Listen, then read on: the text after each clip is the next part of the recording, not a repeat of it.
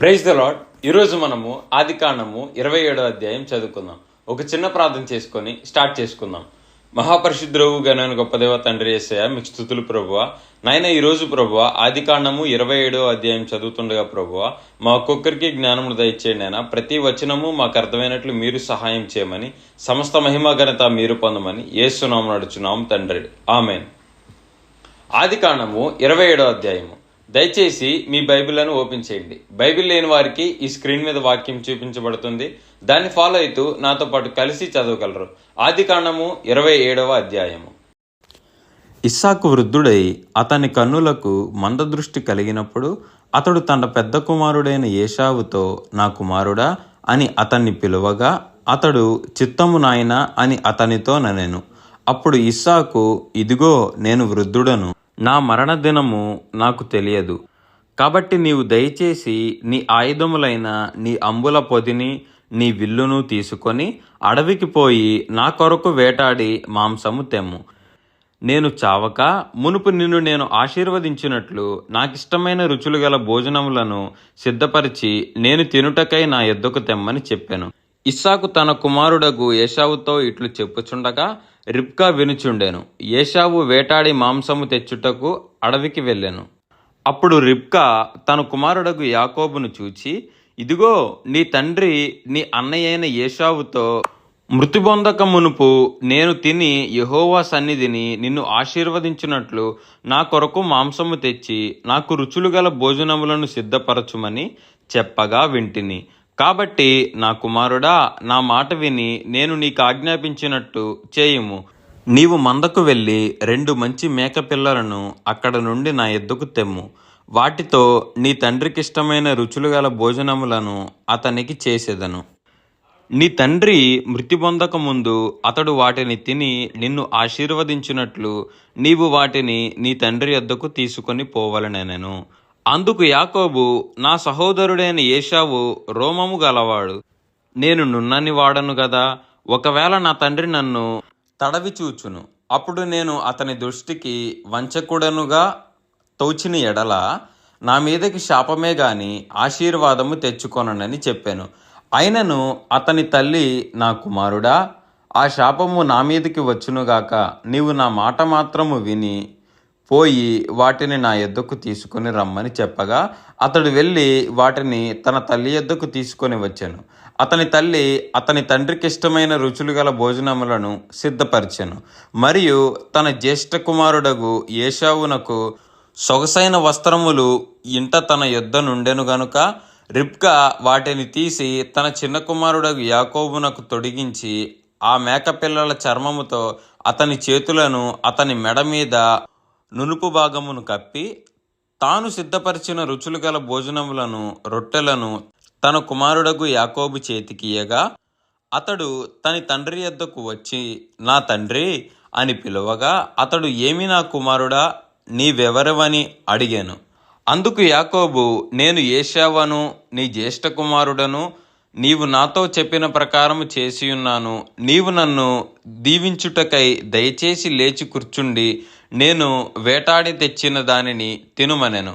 అప్పుడు ఇస్సాకు, నా కుమారుడా, ఇంత శీఘ్రముగా అది నీకెట్లు దొరికెనని అడుగగా అతడు, నీ దేవుడైన యెహోవా నా ఎదుటకి దాన్ని రప్పించుట చేతనే అని చెప్పాను.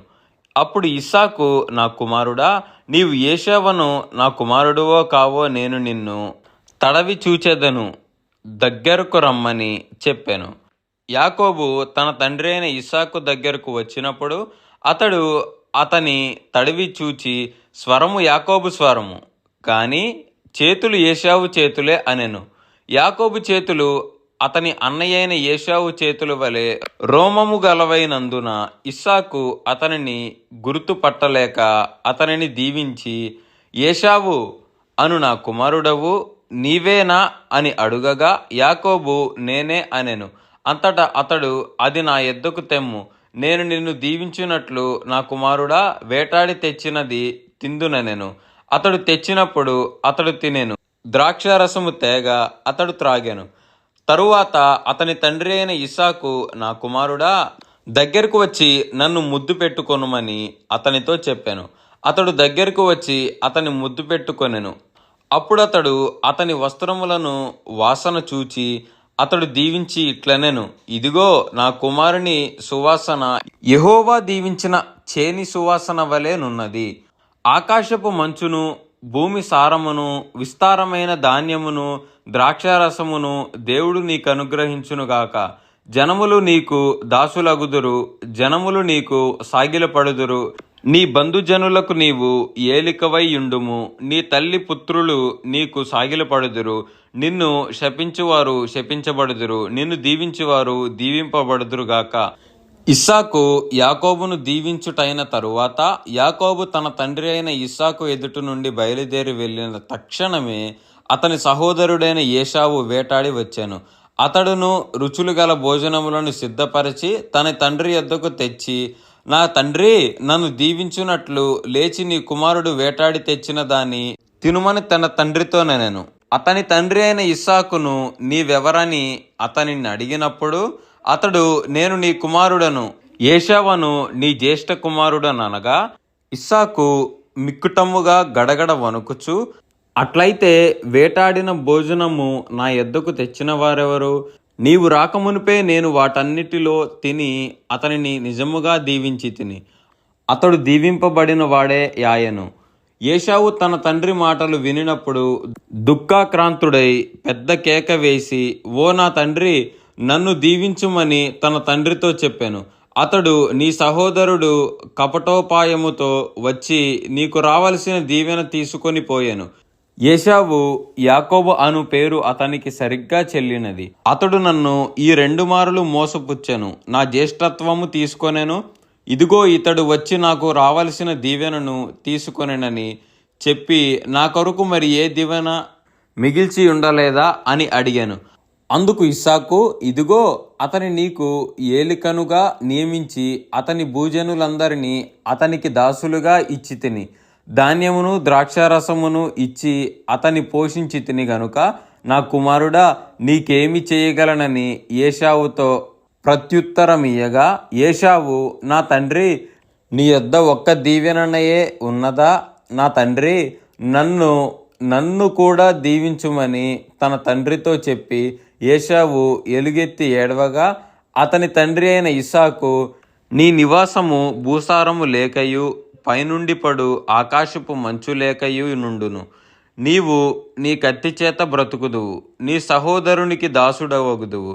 నీవు తిరుగులాడుచుండగా నీ మెడ మీద నుండి అతని కాడి విరిచివేయుదువు అని అతనికి ఉత్తరమిచ్చాను. తన తండ్రి యాకోబుకిచ్చిన దీవెన నిమిత్తము ఏశావు అతని మీద పగపట్టెను. మరియు ఏశావు, నా తండ్రిని గూర్చిన దుఃఖదినములు సమీపముగానున్నవి, అప్పుడు నా తమ్ముడైన యాకోబును చంపెదననుకొనెను. రిబ్కా తన పెద్ద కుమారుడైన ఏశావు మాటలను గూర్చి విన్నప్పుడు ఆమె తన చిన్న కుమారుడైన యాకోబును పిలువనంపి అతనితో ఇట్లనెను, ఇదిగో నీ అన్నయ్య అయిన ఏశావు నిన్ను చంపెదనని చెప్పి నిన్ను గూర్చి తనను తాను ఓదార్చుకొనుచున్నాడు.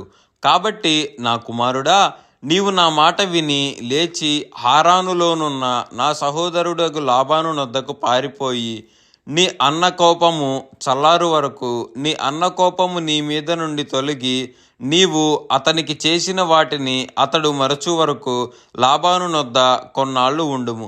అప్పుడు నేను అక్కడ నుండి నిన్ను పిలిపించెదను. ఒక్కనాడే మీ ఇద్దరిని నేను పోగొట్టుకొననేలా అనెను. మరియు రిబ్కా ఇస్సాకుతో, హేతు కుమార్తెల వలన నా ప్రాణం విసికినది. ఈ దేశస్థురాండ్రైన హేతు కుమార్తెలలో వీరి వంటి ఒక దానిని యాకోబు పెండ్లి చేసుకొనిన ఎడల నా బ్రతుకు వలన నాకేమి ప్రయోజనమనెను.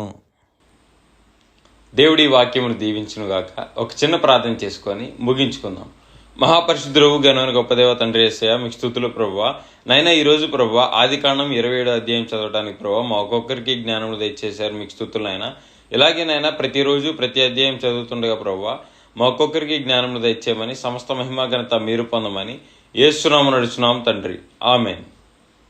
మరలా రేపు కలుసుకుందాం. ఆదికాండము 28వ అధ్యాయం చదువుకుందాం. అంతవరకు సెలవు.